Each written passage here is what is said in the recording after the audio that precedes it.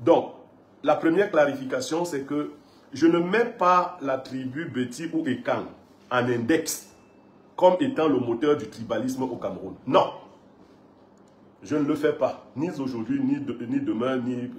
Je ne l'ai même pas fait hier. Biya n'a accordé aucun privilège spécial au clan Ekambeti. Et les Ekambeti ne sont en rien responsables du bilan de Paul Biya. Je le dis de manière péremptoire.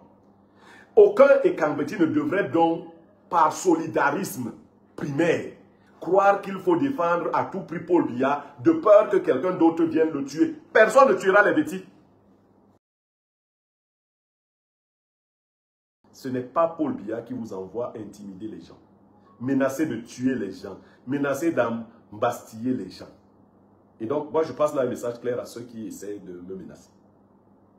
J'essaie de vous dire que le discours qui est le mien n'est pas un discours séparatiste. C'est un discours de conviction. Et dans cette conviction-là, mon intime conviction est que votre candidat n'est pas le mieux placé pour gérer le Cameroun. Maintenant, vous avez des gens qui estiment que votre candidat est le mieux placé pour gérer ce pays. C'est aussi leur liberté de penser ainsi. Mais nous sommes dans ce que nous voulons appeler état de droit. Nous sommes dans ce que nous voulons appeler état de droit.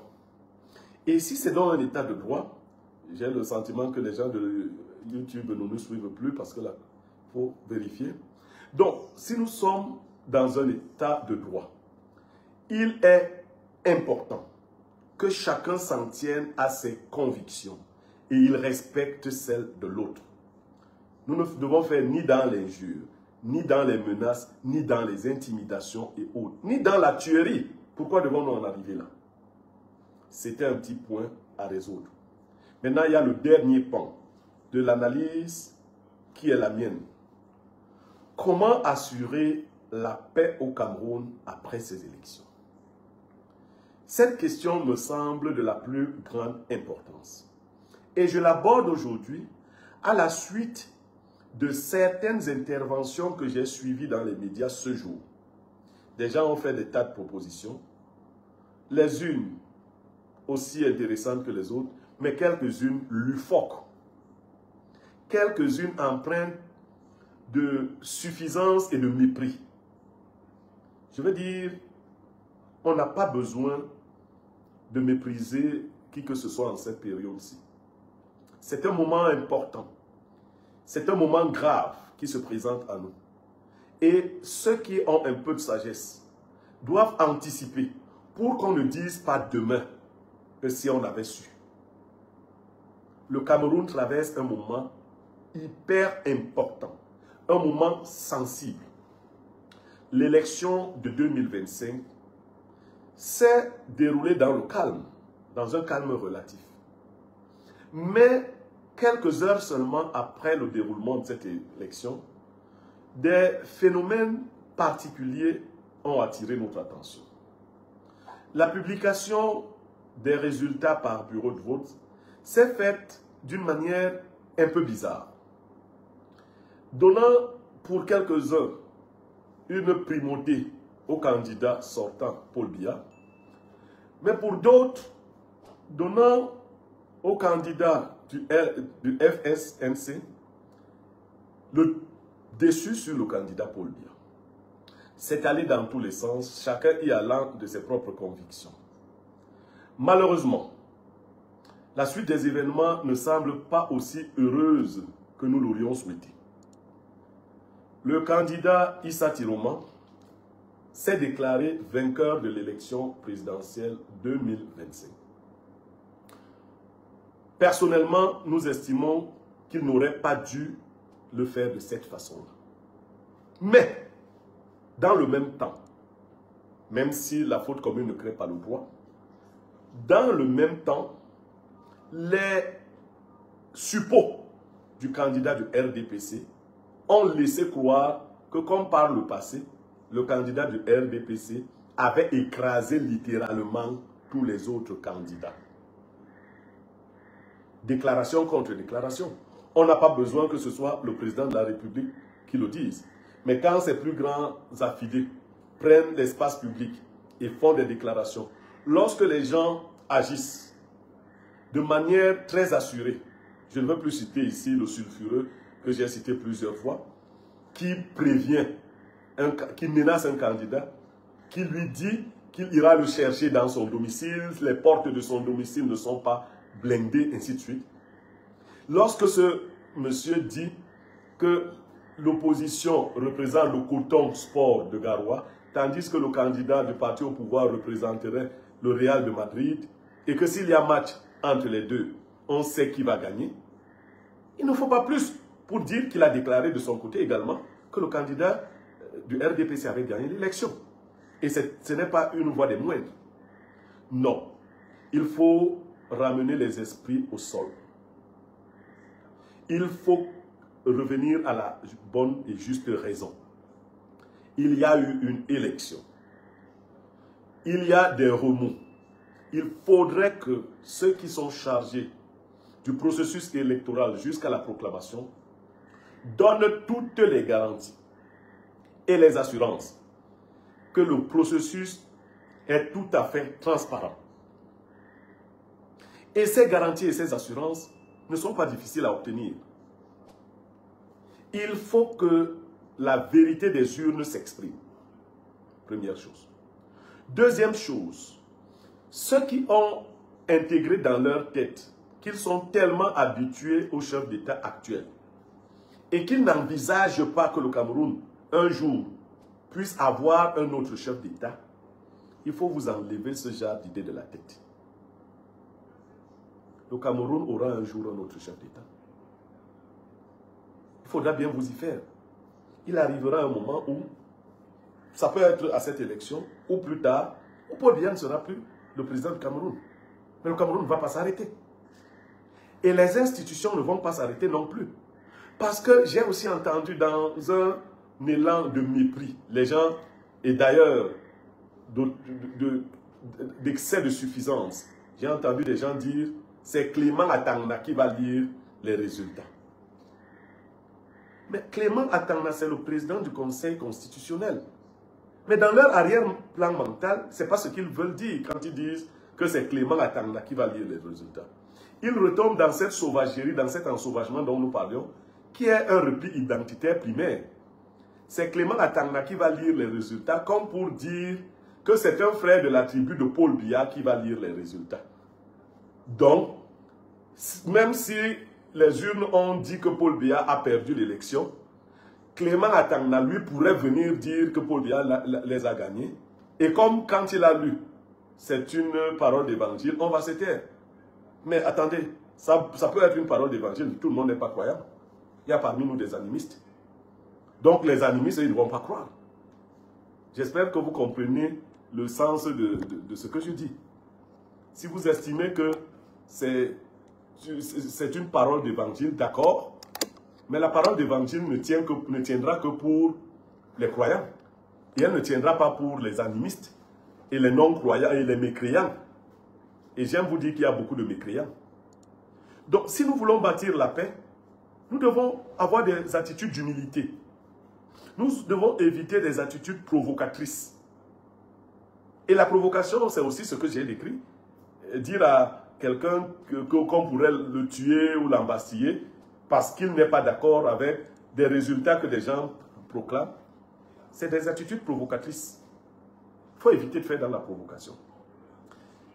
Un autre aspect de la paix possible. Lorsque les résultats auront été proclamés, il faudra de part et d'autre éviter les excès de zèle.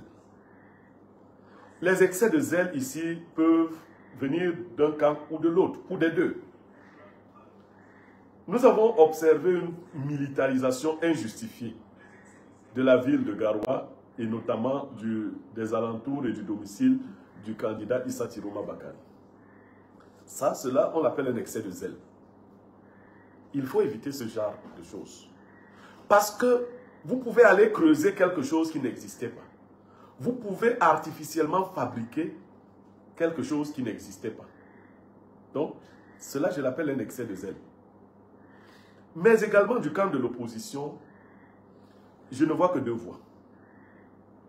Je vois l'attitude d'un peuple qui ne devrait pas être poussé par qui que ce soit, mais qui, à l'occasion, peut décider de prendre ses responsabilités. Ça signifie ce que ça signifie.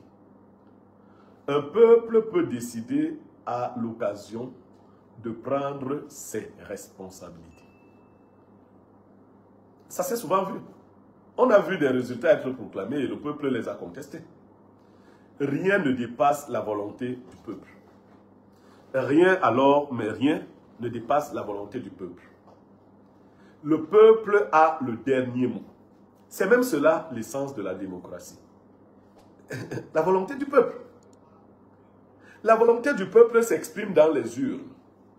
Et les urnes, lorsqu'on les a ouvertes, doivent traduire de manière claire cette volonté du peuple. Si le peuple a le sentiment que ce qu'on lui dit ne reflète pas ce qu'il a posé comme action, alors le peuple peut poser de nouvelles actions. Cela s'est souvent vu. Et le dire n'est pas le souhaiter. C'est une description, c'est une analyse. Est-ce que vous voulez que nous soyons dans le trou pour que vous commenciez à nous demander des conseils? Parce qu'aujourd'hui, les gens, il y en a qui sont très sûrs de ce qui va se passer. Moi, je fais partie des gens qui, humblement, avouent ne pas savoir ce qui va se passer, ce qui pourrait se passer. Mais j'essaie d'analyser plusieurs perspectives, plusieurs hypothèses. Je dis, si des gens s'apprêteraient à ne pas accomplir la volonté du peuple, qu'ils fassent attention. Parce que le peuple pourrait leur dire non. Ce peuple qui a agi. Maintenant, si la volonté du peuple est de reconduire M. Paul Biya, le peuple qui l'a choisi va se manifester de cette façon-là aussi, pour dire que c'est le candidat Paul Biya. Donc vous voyez que dans mon approche, je n'exclus aucune possibilité. Je n'exclus pas la possibilité miraculeuse, c'est vrai, que Paul Biya soit reconduit, soit élu président pour un 8e mandat. Mais j'intègre aussi la possibilité que le candidat le mieux placé de l'opposition, Issa Tiroma Bakari, puisse être déclaré par le Conseil constitutionnel, qui n'est pas un organe assujetti à la personne de Paul Biya, mais qui est une institution du Cameroun, puisse être déclaré vainqueur de l'élection présidentielle 2025, si tel est le cas. Dans les deux cas, chaque camp est tenu par quelqu'un. Le camp de Paul Biya est tenu par les pontes du régime et tous les affidés et tous les turiféraires et tous ceux qui tirent avantage grossier du régime actuel. Pour eux, laisser Paul Biya partir, c'est signer leur propre arrêt de mort. Parce qu'ils s'imaginent très mal comment ils pourraient continuer, pour certains, dans la gabegie dans laquelle ils sont plongés. Pour d'autres, les excès de pouvoir, les abus d'autorité, ainsi de suite. Mais il faut les rassurer. Après Paul Biya, le Cameroun va continuer. Paul Biya ne s'en ira pas avec le Cameroun. Après Paul Biya, le Cameroun continuera. Maintenant, Issa Tiroma Bakari est aussi tenu par ce que je pourrais appeler la plèbe. C'est-à-dire les gens qui n'ont pas de grande position, pour la plupart, les victimes résignées du régime, des personnalités dont la figure a été ternie, ainsi de suite. Toute cette plèbe aussi lui dit que tu es obligé d'aller jusqu'au bout. Aller jusqu'au bout, c'est que si tu gagnes cette élection, que tu en revendiques la victoire. Et Issa Tiroma aussi se sent donc motivé par cette énergie qui lui vient de la plèbe. Dans les deux camps, les tensions montent. Et les tensions sont perceptibles. Elles sont évidentes. Il faut des hommes modérés, dont le discours nous évite le chaos. Aucun camp n'est assuré de la victoire. Je ne vais pas parler de la victoire électorale, de la victoire sur un autre camp. L'homme était allé laver le chien à la rivière, le chien a lavé l'homme. aucun camp n'est assuré d'une quelconque victoire. L'amour de cette nation doit nous pousser à placer les intérêts du peuple au-dessus de nos intérêts propres. Si Issa Tiroma Bakari venait à perdre cette élection, il devrait convaincre la plèbe à accepter sa défaite et à s'aligner pour les 7 années qui arrivent, le temps qu'on se prépare mieux. Voilà ma position. Mais si Issa Tiroma viendrait également à gagner cette élection, le président sortant devrait convaincre ses suppôts à accepter qu'ils ont été là le temps qu'ils ont été là. Ils ont fait ce qu'ils ont pu, mais que le destin du pays était confié à un autre fils de ce pays. En fin de compte, les frères Betty ne sont en rien comment je vais le dire? Ils ne sont en rien les instruments d'un camp. Ils ne sont en rien la bête à abattre dans un cas ou dans l'autre. Il n'y a pas de problème Betty après Paul Biya dans ce pays. Les intellectuels de tous bords. Notre rôle est d'éclairer le peuple, d'éclairer nos congénères et nos confrères, et non de les abasourdir, et non de les enfoncer dans des replis identitaires primaires. La nation que nous voulons pour nos enfants et nos petits-enfants demain est une nation qui doit aller au-delà de chaque tribu. Personnellement, je ne vais pas répéter ici les injures dont je fais l'objet de la part des gens de ma communauté, qui estiment que je m'oppose aux gens de ma communauté. Comme quoi, moi je devrais soutenir par exemple Cabral Libi parce qu'il est Bassa. En plus d'être Bassa, nous sommes du même clan, c'est-à-dire des Longones. Je vous assure, en 2018, j'ai soutenu plus que tous ces gens, Cabral Libi. J'ai organisé au sein de la famille Longone une quête pour Cabral Libi. Dès qu'il dit que c'est pas faux, que c'est faux, je cite les noms de ceux qui cotisaient autour de moi. Ceux qui se cotisaient. Cabral sait que j'ai eu pour lui une très grande affection. Ce n'est pas de la haine aujourd'hui. C'est simplement, comme je l'ai dit par le passé, et je l'observe, et je l'ai observé à l'occasion de cette élection, la mollesse de Cabral Libi ne traduit pas la fermeté d'un homme politique d'opposition. J'estime qu'il n'a pas, je ne vais pas dire ce mot-là, nécessaire pour être un vrai opposant. Du coup, lui donner ma voix, c'est comme la donner au RDPC. C'est pour cela que je ne le vote pas. D'ailleurs, vous avez suivi la sortie malheureuse de mon frère à l'occasion de cette élection, où il a dit qu'il était 3e à l'élection présidentielle au vu des PV. Bon, attendez.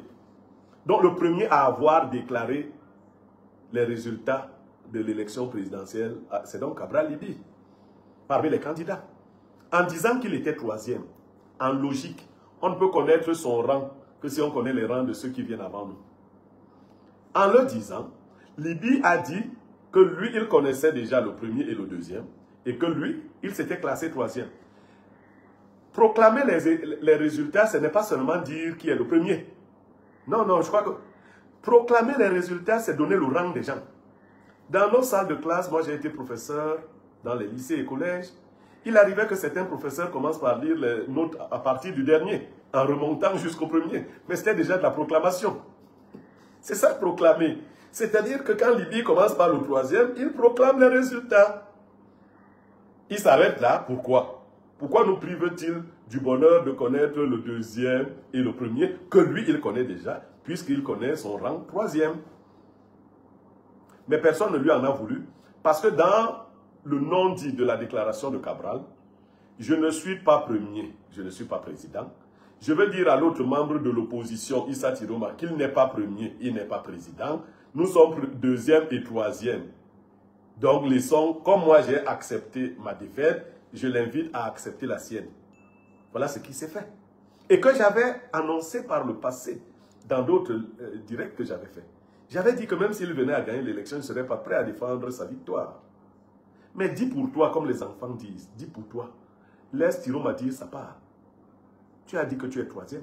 Dans le même ordre, Tiroma peut dire qu'il est premier. Biya peut nous faire le bonheur de dire qu'il est 2e. Et vous voyez, si chacun choisit son rang comme ça, ça nous libère. Tout le monde est gagnant. D'ailleurs, 2e sur 12, c'est pas mauvais. Si chacun se choisit un rang comme ça, puisque Cabral lui-même est content d'être 3e sur 12, pourquoi Biya ne serait pas content d'être 2e sur 12? Non. Pour être plus rigoureux, plus sérieux, les choses sont allées à volo, les choses sont allées dans tous les sens. Nous devons les recentrer. Je vais me permettre de répondre à quelques questions avant de clôturer, de clore, s'il vous plaît, pardon pour moi, ce direct. Alors, l'une des questions qui est revenue, pourquoi avez-vous évité de citer Meillon, c'est-à-dire Mathias Eric Onangini, parmi les intellectuels? Non, je vais vous dire, pour les avoir côtoyés tous, Meillon n'est pas dans le RDPC, et ça je l'affirme, par tribalisme. Non. Non et non. Si j'avais parlé d'une autre notion, j'aurais cité Meillon.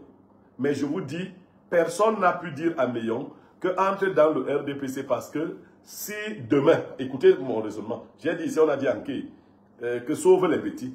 On a dit que si... Non, Meillon est bassa par sa mère. Si on l'attaque chez les petits, il va dire que je vais à Pouma. Le petit frère de Meillon porte un nom bassa, il travaille à la SIC. Lui porte... Donc Meillon aurait aussi pu porter un nom. Non. Meillon est dans le RDPC pour d'autres raisons. Ce n'est pas elle que j'évoquais aussi. Ça peut être des conflits de classe. Meillon, par exemple, on peut lui avoir dit que ton père a servi ce système toute sa vie. Et donc, ne crois pas que toi, tu peux t'opposer au système. Ça, ce n'est pas du tribalisme.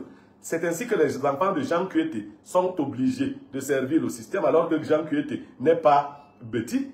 Les enfants de Joseph Oona, pour quelques-uns, peuvent donc être contraints de servir le RDPC, non pas parce que c'est l'affaire des petits, mais c'est parce qu'ils croient qu'ils sont redevables au RDPC de par leur patronyme. Voilà. Que pensez-vous d'un candidat qui n'aborde pas les questions géopolitiques? Non, j'ai dit personnellement à l'occasion de cette élection qu'elle était une élection pour ma part de transition. Ce que j'attendais des candidats, n'était pas le caractère trop savant de leur programme, mais c'était des points précis. Parce que même Tiroma, que nous disons vouloir comme chef d'État, nous le voulons comme président de transition. Nous ne voulons pas Tiroma comme président éternel du Cameroun. Nous disons non. Nous disons que Tiroma, s'il devenait président, ce serait pour remettre à plat les institutions, corriger les aspérités du code électoral, remettre le Cameroun sur les rails de la démocratie. C'est son rôle. Maintenant, des manipulations du genre, il est allé s'affilier à la France et tout. Bon, je ne vais pas rentrer dans ça. Tu vois Clément, troisième question, tu vois Clément Atangana proclamer ITB vainqueur, si c'était le cas. Je n'ai pas besoin de voir Clément Atangana. J'ai besoin que Clément Atangana fasse son travail. Je souhaite que si Issa Tiroma est le candidat vainqueur, que Clément Atangana, président du Conseil constitutionnel, dise que Issa Tiroma est vainqueur. C'est tout. Ce n'est pas un souhait. C'est ce qu'il devrait faire si c'est le cas. Maintenant, s'il ne le fait pas, j'ai répondu à la question. Il peut dire autre chose. Et les gens qui entendent cette autre chose refusent d'entendre. Nous pouvons refuser d'entendre ce qu'il a dit. Il dit, et on dit qu'on n'entend pas ça comme ça. C'est ce que j'ai dit. Donc, et dans tous ces cas de figure, il faut mettre en avant l'humilité. Il faut se départir de cette suffisance arrogante qui commence à nous inquiéter quand même. Donc, nous sommes parvenus au terme de notre direct. Merci de nous avoir suivis. Je vous remercie particulièrement pour votre fidélité, en dépit des petits couacs qu'il y a eu. Je vous invite tout particulièrement à vous abonner massivement sur ma chaîne YouTube, Pierre Blériot Niémec officiel. Je veux croire qu'à la fin de cet échange, tous ceux qui sont sur Facebook vont basculer également sur notre chaîne YouTube, Pierre Blériot Niémec officiel. Le lien est également sur Facebook. Faites-le pour encourager cette jeune chaîne qui vient juste d'être lancée. Et pour que nous continuions, vous savez, en semaine, je transmets les sagesses du jour, je transmets les leçons de vie On va continuer d'enrichir cette chaîne YouTube en attendant un projet plus important qui est en gestation. Je ne vais pas vous quitter. Ni aujourd'hui, ni demain qui arrive là. Nous sommes encore ensemble. Je tire ma force de vous. Peut-être certains, je vais sortir par ça, hein, estiment que Bansinke nous a déçus. Niamek aussi un jour va nous décevoir. Je vais vous dire que ce n'est pas faute d'avoir reçu des propositions que je ne vous ai pas encore reçues. Et je ne suis pas avec vous pour vous faire plaisir. C'est mon âme qui m'oblige à être comme je suis. Je ne le fais pas pour que vous soyez reconnaissant vis-à-vis de mon attitude, de mon... Non. Je le fais pour me sentir bien, moi-même. L'éducation que j'ai reçue, c'est celle de soutenir la vérité. Je le fais donc simplement pour me sentir bien. Et je sais que ceux qui me suivent vraiment, j'ai aussi quelques personnes qui me blocadent, mais ceux qui me suivent vraiment ont ressenti cela. La différence fondamentale entre un individu comme Nke et moi, c'est que Nke, c'est par révolte, par frustration qu'il est devenu opposant. On s'est attaqué à sa carrière, on a fait ceci, on a fait cela. Il s'est donc fâché. Et quand quelqu'un devient opposant à la suite d'une émotion ou d'un sentiment, il est normal que si ce sentiment baisse, qu'il change. Moi, je n'ai aucune frustration. Je ne veux pas souvent parler de moi. Moi, je n'ai jamais travaillé dans la fonction publique camerounaise. Je n'ai jamais gagné un salaire. Jamais je n'ai gagné un salaire de la fonction publique camerounaise. Du coup, je n'ai pas été... Je ne sais pas si... Mais je ne m'en sors pas mal, hein. Je ne m'en sors pas mal. Je ne veux pas... Je ne suis pas exhibitionniste comme quelques-uns qui aiment afficher la maison, les voitures. Je me suis toujours battu seul. Et c'est ce que j'essaie de diffuser. Donc, il n'y a pas de risque que je me sente frustré. Même si vous, le peuple, vous faites volte face de main, moi, je ne serai pas frustré. Parce que je ne fais pas ça pour vous. Je fais ça pour me sentir bien moi-même. Et je n'ai pour seul juge que ma conscience. Et certainement un petit nombre de gens sages et éclairés. Le reste, je me console de la vie des êtres humains, chacun étant libre de faire ce qu'il fait, ce qu'il veut. Je souhaite au Cameroun des jours heureux, la paix, la prospérité. Je nous souhaite une fin de processus électoral apaisé, mais surtout juste. Très bonne soirée à vous tous.